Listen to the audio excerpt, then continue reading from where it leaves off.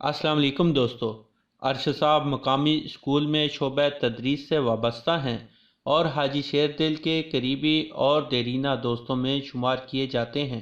حاجی صاحب چند روز قبل 8ویں بار حج کی شہادت حاصل کرنے کے بعد واپس تشریف لائے تو ارشد صاحب مبارک دینے ان کے ہول سیل اسٹور پر حاضر ہوئے۔ رسمی الیکس لیک کے بعد حاجی صاحب نے دوران حج پیش آنے والے روحانی احوال سے ارشد صاحب کو آگاہ کرنا شروع کیا۔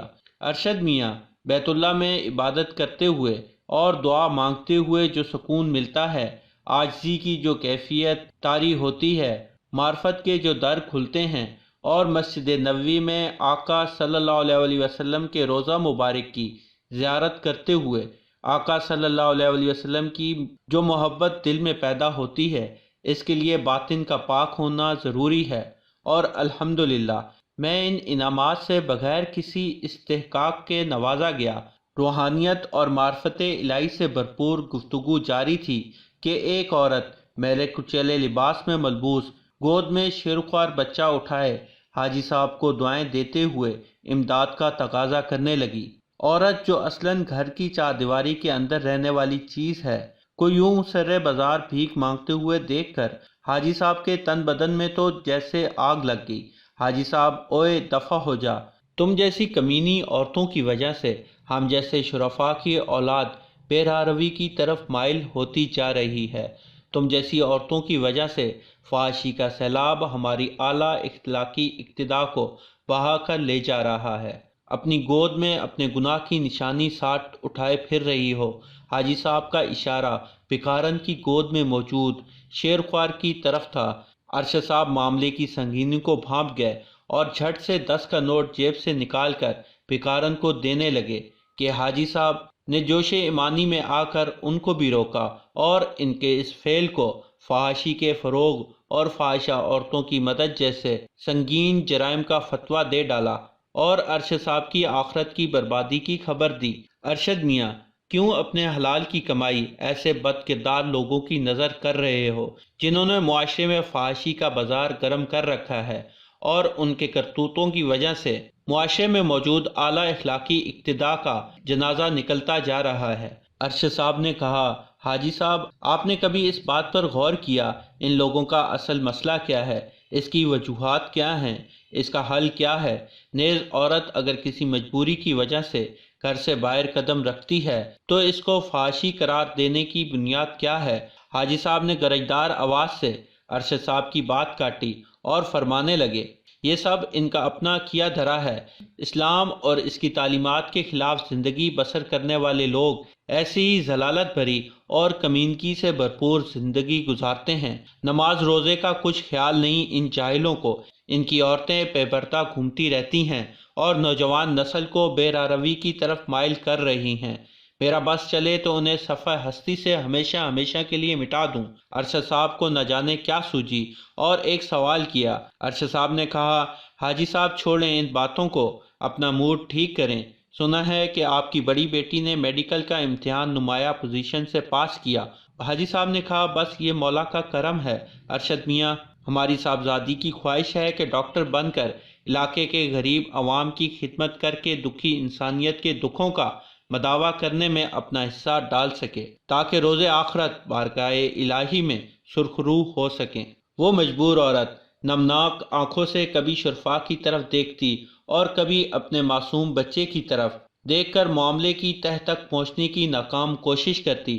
آخرکار بوجھل انداز میں تقریباً ڈگمگاتے قدموں کے ساتھ وہاں سے روانہ ہونے لگی کہ یکایک قریبی مسجد سے اذان کی آواز آنے لگی۔ بھکارن تو جیسے اسی کا انتظار کر رہی تھی، یکایک زمین پر ڈھیر ہو گئی اور اللہ میاں کے سامنے شکوے شکایتوں کا سلسلہ شروع کر دیا۔ ایسا لگ رہا تھا جیسے اپنی ہچکیوں کی زبان میں وہ چیخ چیخ کر کہہ رہی ہو کہ شکم سیر ہو کر تسبیح ہاتھ میں لے کر لمبی داڑھی مبارک پر ہاتھ پھیرتے ہوئے ہر جملے کے بعد سبحان اللہ، الحمدللہ اور ماشاء اللہ کی ورد کرتے ہوئے دوسروں کے ایمان اور اخلاق کے فیصلے کرنے سے پہلے میری بھی تھوڑی سی خبر گیری کی ہوتی، مانا کہ میں آپ کے معزز معاشرے کا حصہ نہیں مگر کم از کم بنت ہوا ہونے کے ناطے میرے جذبات و احساسات کی لاش یوں سرے بازار نہ بھبوڑنے دیتے۔ وہ مجبور عورت اپنے شیرخوار کی ننھی جان کو دھوپ کی تپش سے بچانے کی ناکام کوشش کرتے ہوئے دل ہی دل میں کہتی کہ مجھے تمام برائی کا سبب گردانے کے بجائے ملاوٹ کرنے والے ذخیرہ اندوز ناجائز منافع خوروں کے خلاف آپ کا جوش خطابت کب حرکت میں آئے گا، جو سوال کرتی ہے کہ مذہب کی ناکافی فہم کی بنیاد پر مجھے فحاشی کا مرتکب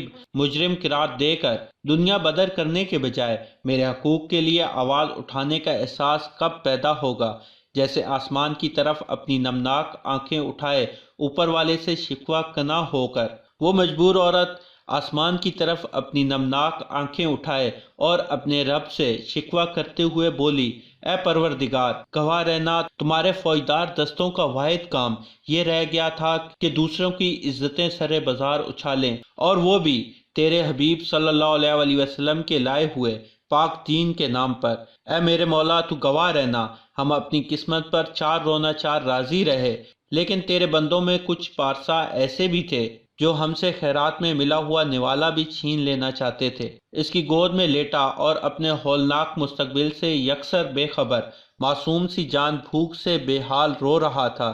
ایسا لگ رہا تھا جیسے وہ اپنی ماں پر لگنے والے بے بنیاد الزام کی چارج شیٹ لے کر حاجی صاحب کے خلاف علیم و خبیر ذات کی بارگاہ میں سسکیاں لیتا اور آہوازاری کرتا ہوا حاضر ہونا اور کہنا چاہتا تھا کہ اے پروردگار، تو نے تو بدگمانی اور بے بنیاد الزام لگانے سے واضح طور پر منع کیا تھا، لیکن تیرا یہ پارسا بندہ میری ماں کو بدکار اور فحاشا کہنے والوں میں سے ہے۔ اس نے میری ماں پر بے بنیاد الزام لگایا اور ان سے میری ماں کی بے عزتی کا بدلہ لے کر دیں۔